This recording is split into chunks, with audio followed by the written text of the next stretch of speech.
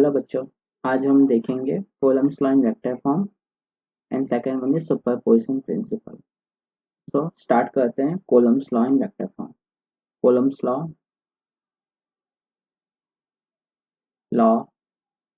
इन vector form.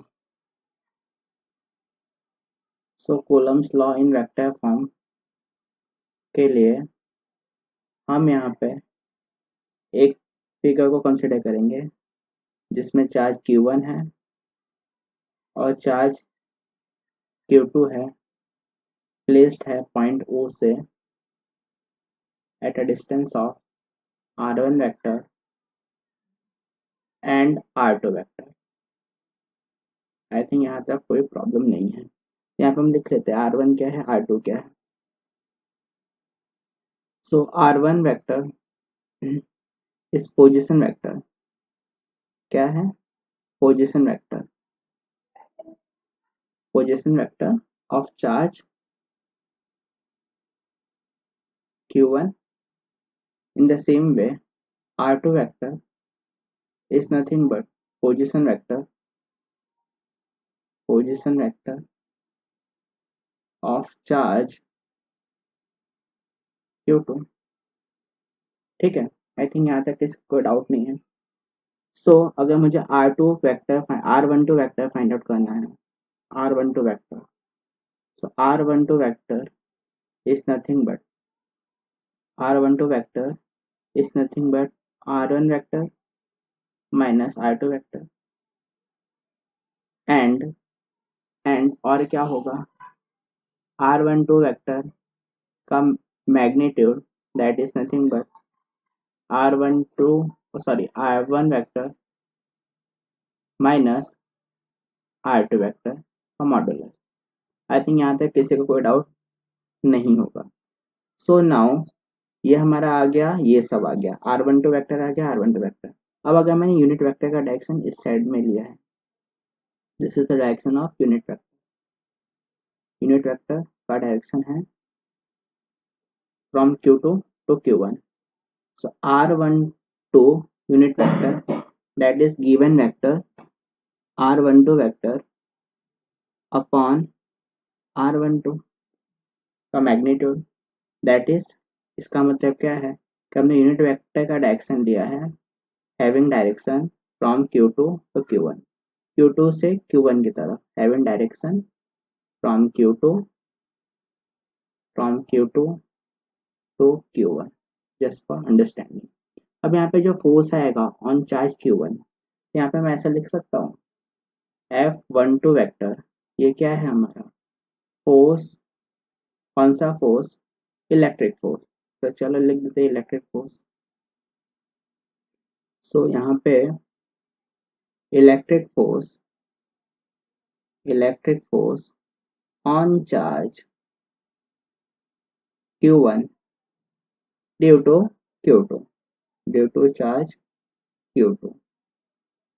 ठीक है, तो ये हमारा हो गया F12 vector is equal to K Q1 Q2 upon R12 square multiply by unit vector 12। I think यहाँ तक किसी को कोई डाउट नहीं होगा। इन द सेम वे हमारा जो F21 वेक्टर है, F21 वेक्टर ये क्या है हमारा, electric force on charge Q2 due to charge Q1। ठीक है, तो ड्यू टू चार्ज Q1, तो ये हमारा हो जाएगा F21 is equal to K Q1 Q2 upon R12 square multiply by minus R12 का यूनिट वेक्टर। सो यहाँ पे माइनस साइन क्या इंडिकेट कर रहा है कि यहाँ पे जो भी फोर्स का डायरेक्शन है, electric force and unit vector direction opposite है। Direction of electric field of electric field in unit vector opposite. तो यहाँ पे समझते हैं बाय फिगर। तो यहाँ पे मैं कलर चेंज कर लेता हूँ। So here force on Q1 due to Q2, ये क्या होगा, that will be F12 vector. Unit vector का डायरेक्शन भी ऐसा और फोर्स F12 का डायरेक्शन भी ऐसा, मतलब यहाँ पे पॉजिटिव आएगा। बट Q2 की बात करें, चार्ज Q2 पर Q1 की वजह से फोर्स क्या आ रहा है, that will B F21 vector. और यूनिट वेक्टर का डायरेक्शन और फोर्स का डायरेक्शन अपोजिट है। यहाँ पे जो भी हम यूनिट वेक्टर का डायरेक्शन ले लेंगे, एज्यूम करेंगे, वो फिक्स हो जाएगा। तो उसके अपोजिट में जितने भी फोर्स आएंगे, इसके तो F21 क्या है, इसके ऑपोजिट डायरेक्शन में है, तो बाय डिफॉल्ट दोनों का डायरेक्शन ऑपोजिट है। तो वही ये नेगेटिव साइन इंडिकेट करता है। Negative sign indicate that direction of electric force and unit vector is opposite. तो आई थिंक यहाँ तक किसी को डाउट नहीं है। तो हम यहाँ पे ऐसा लिख सकते हैं कि F12 vector is equal to minus F21 vector. It means what, magnitude wise दोनों क्या है, F21 vector magnitude is equal to F12 vector. 10 यहाँ पे हम ऐसा लिख दें, 10 10 F21 और F12 and F21 vector are equal in magnitude. Magnitude wise कैसे हैं, इक्वल है, इक्वल इन मैग्नीट्यूड, ठीक है, in and mutually opposite in direction. और डायरेक्शन वाइज कैसे हैं, ऑपोजिट है।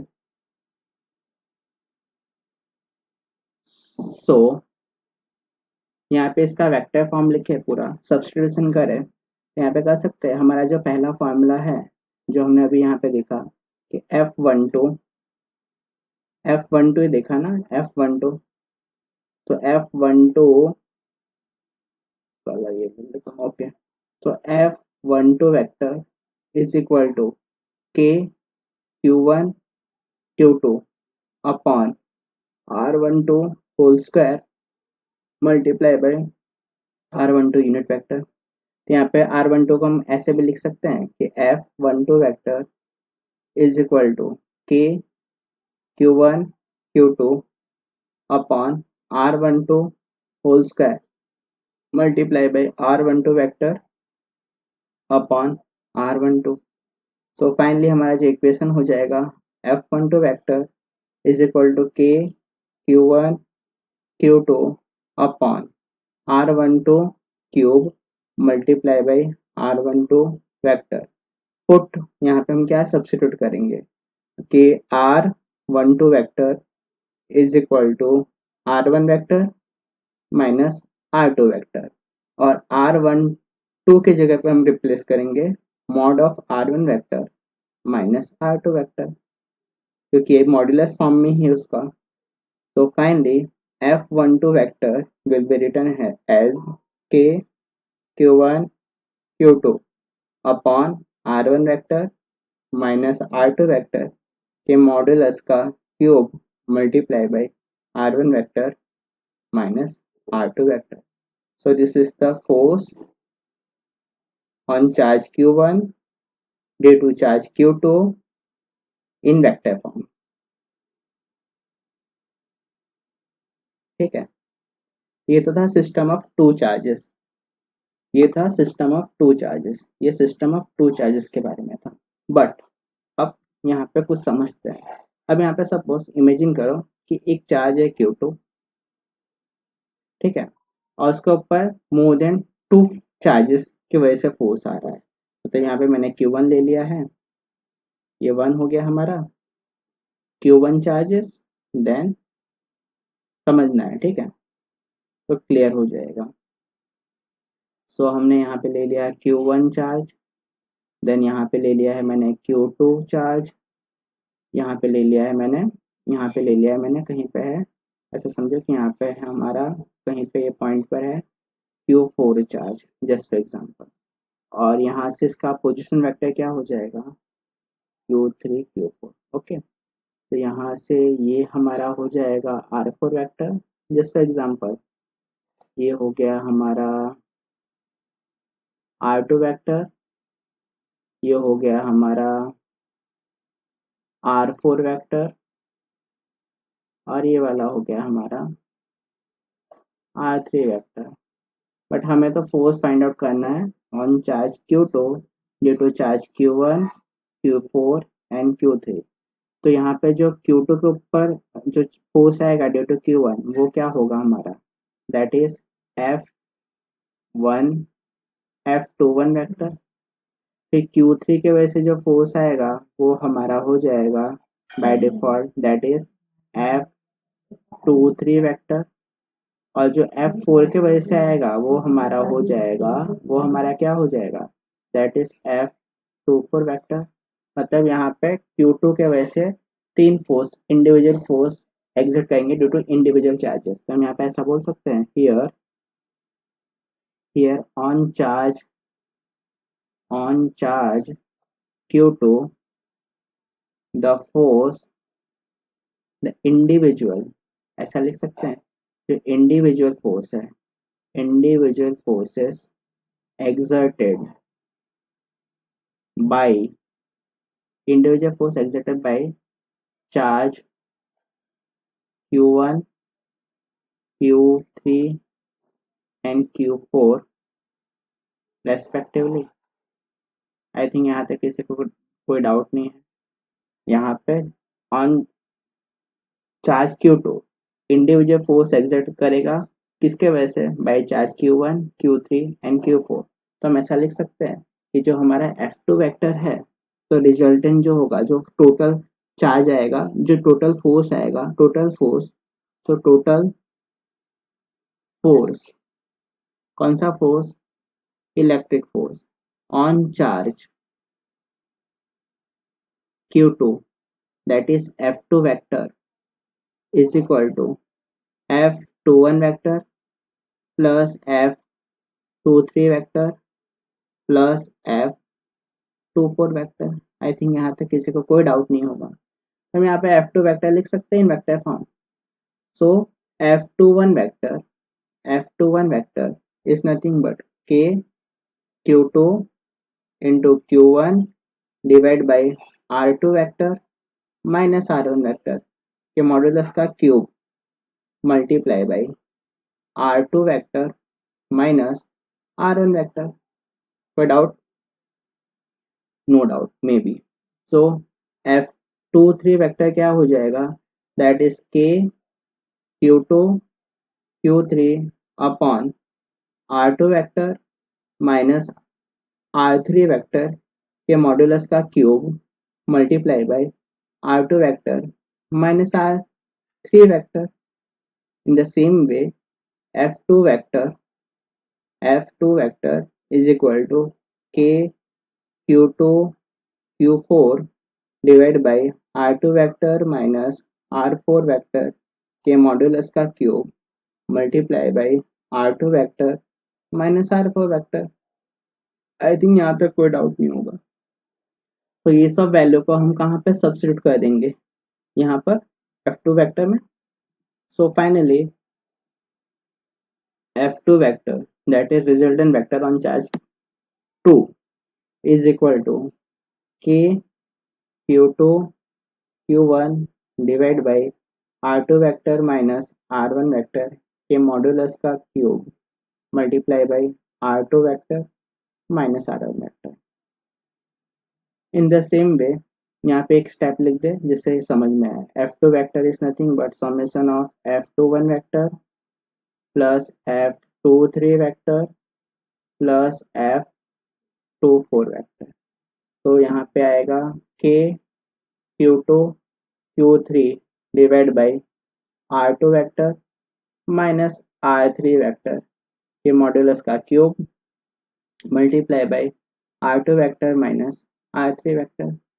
In the same way F24 की वजह से K Q2 Q4 divide by R2 vector minus R4 vector के मॉड्यूलस का cube multiply by R2 vector minus R4 vector. I think यहाँ तक कोई डाउट नहीं है। यहाँ पे सब में से K Q2 कॉमन निकल जाएगा। तो K Q2 कॉमन निकल गया तो क्या बचेगा, Q1 upon R2 vector minus R1 vector के मॉड्यूलस का cube multiply bye R2 vector minus R1 vector plus second में आएगा Q3 बचेगा, फिर नीचे R2 vector minus R3 vector के मॉड्यूलस का cube multiply bye R2 vector minus R3 vector. In the same way, Q4 vector upon R2 vector minus R4 vector के modulus का cube multiply bye R2 vector minus R4 vector. तो ये हमारा KQ2 आ गया। अगर इसको हम जनरलाइज फॉर्म में लिखें तो जनरलाइज फॉर्म में क्या हो जाएगा कि F2 vector is equal to KQ2, यहाँ पे सिग्मा आ जाएगा। सिग्मा में क्या होगा, यहाँ पे हम क्या करेंगे, आई ले ले, आई की वैल्यू 1 से स्टार्ट होगी जो एन तक जाएगी, ठीक है। बट यहाँ पे एन की वैल्यू क्या है, इक्वल टू 4 है, या फिर आई की वैल्यू इक्वल टू 4 है, ऐसा भी हम लिख सकते हैं। और यहाँ पे I is not equal to 2, यहाँ पे आ जाएगा Q I upon R2 vector minus R1 vector, R1 नहीं RI वेक्टर के मॉड्यूलस का cube multiply by R2 vector minus RI vector. ये हो गया on force on charge Q due to charge Q1 Q2 and Q4, Q1 Q3 and Q4। तो यहाँ पे हमने ये जो डिराइव किया force, a system of 3 charges था। This is a system of 3 charges. But अगर मुझे n चार्जेस के लिए फाइंड आउट करना हो, for n charges, for n multiple charges, उस केस में हम क्या लिखेंगे, मल्टीपल चार्जेस। तो उस केस में हम ऐसा लिखेंगे कि F I vector is equal to K Q I summation of, यहाँ पे जे ले लें, कोई भी एक सम ले सकते हैं जो स्टार्ट होगा 1 से, कहाँ तक जाएगा, n तक जाएगा। बट जे की वैल्यू क्या नहीं हो सकती, आई नहीं हो सकती। तो यहाँ पे आ जाएगा Q J upon R vector but मतलब क्या, R I vector minus R J vector के मॉड्यूलस का cube multiply by R I vector multi minus R J vector. ये आपका जनरल फॉर्मूला हो जाएगा for system of N charges. अगर कोई भी एक चार्ज पर दूसरे एन चार्जेस की वजह से फोर्स आ रहा है, तो ये हो जाएगा F I vector equal to K Q I summation of j equal to 1 where it goes from to n where I is not equal to j, और फिर हम ऐसा लिख सकते हैं। तो यहाँ पे ये क्या हो रहा है, इस ये कौन से प्रिंसिपल पर बेस है, तो दिस प्रिंसिपल को हम क्या बोलते हैं, दिस प्रिंसिपल जो जिसके ऊपर बेस है उसको हम बोलते हैं सुपरपोजिशन। क्या बोलते हैं, सुपरपोजिशन प्रिंसिपल। अब सुपरपोजिशन प्रिंसिपल है तो उसको हम बाय स्टेटमेंट समझ लेते हैं। तो सुपरपोजिशन प्रिंसिपल ये बोलता है कि Columbian force is valid for 2 charges, but अगर मोर देन 2 चार्जेस आएंगे तो वहां पे जो भी प्रिंसिपल अप्लाई होगा that is application of superposition principle. तो स्टेटमेंट भी वही है कि when more than one Columbian force, one Columbian charge sorry, when more than one Columbian charge, when more than one Colombian force are acting on a charge, ठीक है, charge, so the resultant force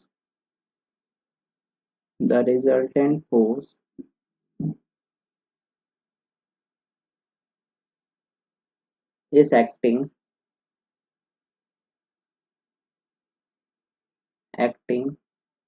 on it is the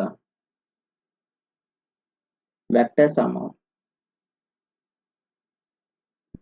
So when more than one Coulombic force are acting on a charge, so the resultant force is acting on it equal is equal to the vector sum of individual vector sum of individual force। जैसे कि हमने देखा था कि F2 vector पे हम find out कर रहे थे due to charge Q1 Q3 and Q4। हमने क्या किया था, पहले हमने F21 वेक्टर फाइंड आउट किया, फिर हमने F23 वेक्टर फाइंड आउट किया, फिर हमने F24 वेक्टर फाइंड आउट किया, और फिर इसके बीच में हमने एडिशन किया। ये इंडिविजुअल फोर्स, ये इंडिविजुअल फोर्स, ये इंडिविजुअल फोर्स को फाइंड आउट करने के बाद उसका वेक्टर सम किया। So this is principle of superposition या superposition principle. So for get the update of new video, subscribe this channel and please comment about the content so that I can improvise my content in next video, and like करना ना भूलें।